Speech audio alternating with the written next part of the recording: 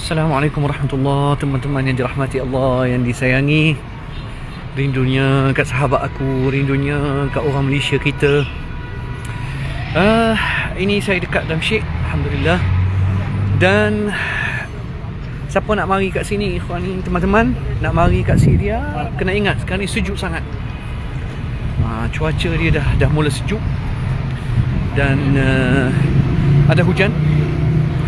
Hujan, alhamdulillah, Allah Subhanahu Wa Taala bagi hujan rahmat. Dah beberapa hari dah hujan, subhanallah. Tapi itulah, dah dekat berapa, dah sebulan lebih saya kat sini. Dah start rindu sangat, ya Allah. Dah rindu kat Malaysia, subhanallah. Ni cuaca kita kat sini, kat Syria.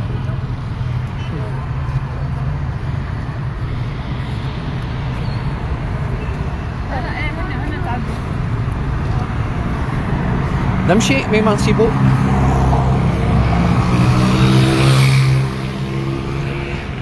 Damsyik memang sibuk, penuh orang. Dan kemungkinan besar dia orang kata hari Isnin depan mungkin ada salji. Akan ada salji sebab sejuk. Kalau malam, ya Allah, saya rasa malam sampai 2 darjah Celsius, 2 ataupun 3.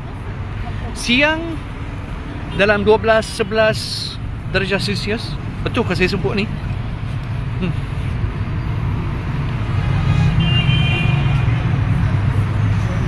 InsyaAllah, mudah-mudahan sahabat yang nak datang Syria ni kena bawa baju tebal. Baju tebal. Kena bawa baju tebal sebab sejuk. Sejuk dia memang masuk tulang. Kalau orang Melayu kita panggil apa? Sejuk sengit. Sengit tak?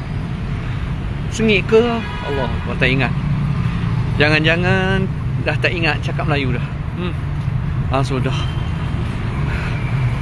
Itulah, setiap hari bercakap Arab Jadi, tapi selalu juga telefon keluarga, telefon tanya khabar, InsyaAllah ta'ala. Kalau rasa sejuk, saya keluar berjalan, jalan kaki, berjalan je. Tu yang jadi kurus sikit kat sini. Ni apa ni?